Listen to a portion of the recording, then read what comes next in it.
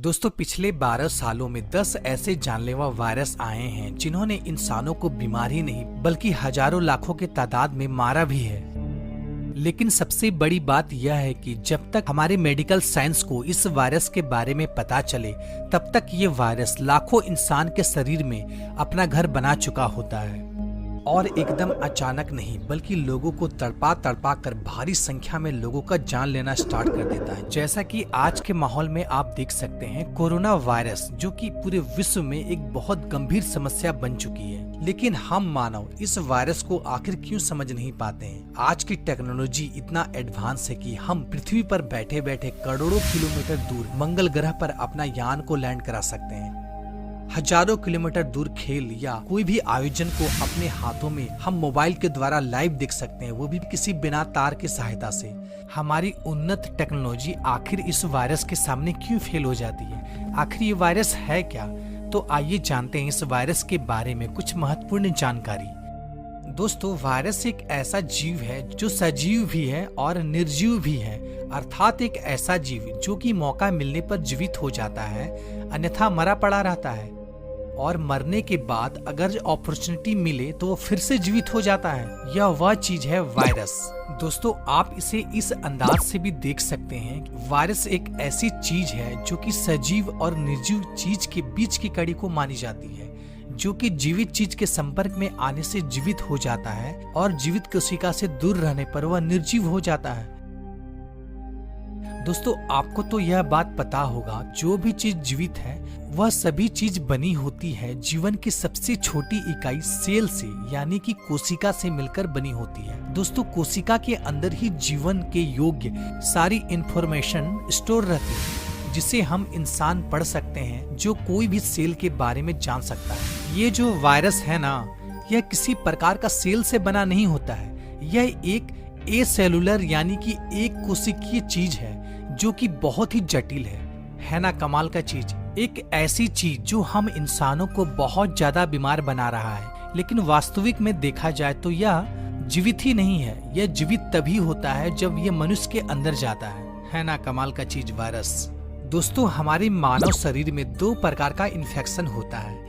एक इन्फेक्शन होता है बैक्टीरिया द्वारा जिसे बैक्टीरियल इन्फेक्शन कहा जाता है, और एक होता है वायरस द्वारा जो कि वायरल इन्फेक्शन कहा जाता है। दोस्तों बैक्टीरिया द्वारा इन्फेक्शन जैसे कि eye infection, air infection, food poisoning, urinal track infection, strip thyroid जो कि हमारा गला खसखस करता है, एक्सेट्रा। और वायरस द्वारा जो बीमारियां होती है वह मुख्य रूप से है common cold, chicken pox, HIV, influenza, corona virus, etcetera. दोस्तों सबसे बड़ी बात यह है ना कि बैक्टीरिया द्वारा जितनी भी बीमारियां होती है उसे आसानी से दवाइयां या एंटीबायोटिक के द्वारा पूर्ण रूप से ठीक किया जा सकता है। लेकिन वायरल इन्फेक्शन जो कि एक वायरस के द्वारा होता है उसे हम किसी भी दवाइयां या एंटीबायोटिक के द्वारा ठीक नहीं किया जा सकता है, क्योंकि सबसे बड़ी बात यह है कि वायरस द्वारा इन्फेक्शन में कोई भी दवाई या एंटीबायोटिक काम ही नहीं करता है।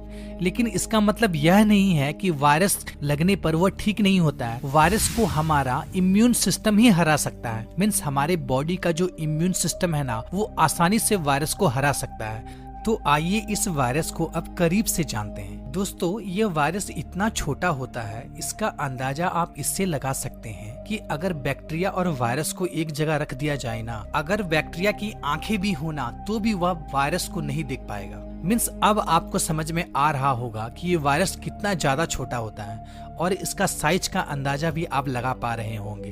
तो चलिए अब इस वायरस का स्ट्रक्चर के बारे में हम जानते हैं। आखिर ये वायरस किसी भी सजीव के अंदर जाने के बाद काम कैसे करता है। वायरस का स्ट्रक्चर कुछ इस प्रकार का होता है। इसका बाहरी लेयर प्रोटीन से घिरा हुआ रहता है जिसके अंदर आनुवांशिक पदार्थ यानी कि जीनोम भरे रहते हैं।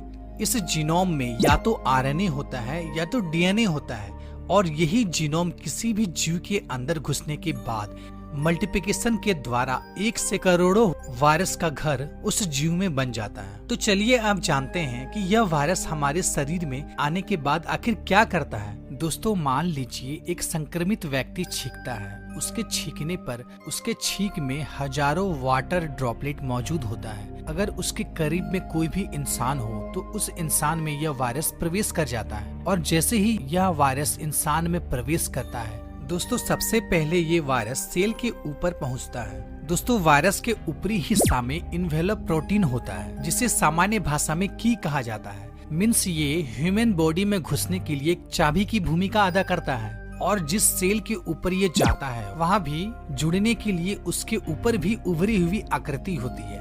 आप इसे ताला भी मान सकते हैं।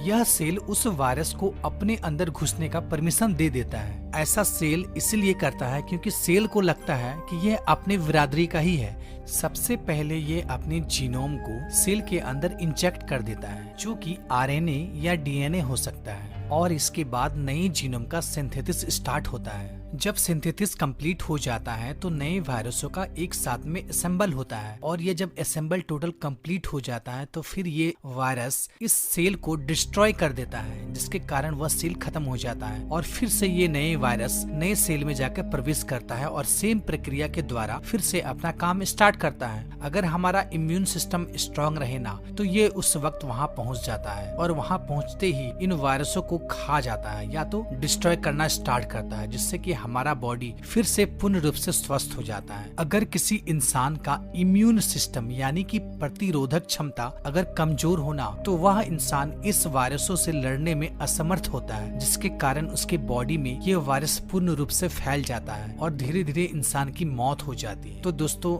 आशा करता हूँ कि आप जान गए होंगे कि वायरस आखिर हमारे बॉडी पर कैसे प्रभाव डालता है। तो दोस्तों आज के वीडियो में इतना ही। आशा करता हूँ कि ये जानकारी आपको अच्छी लगी होगी। अगर अच्छी लगी हो तो ज्यादा से ज्यादा इस वीडियो को शेयर करें, ताकि हर कोई जान सके कि आखिर ये वायरस हमारे बॉडी पर कैसे प्रभाव डालता है। अगर वीडियो आपको पसंद आया तो लाइक जरूर कीजिएगा, साथ ही हमारे चैनल को सब्सक्राइब कर ले। फिर मिलते हैं एक नए वीडियो में एक नई टॉपिक के साथ। तब तक के लिए जय हिंद, गुड बाय।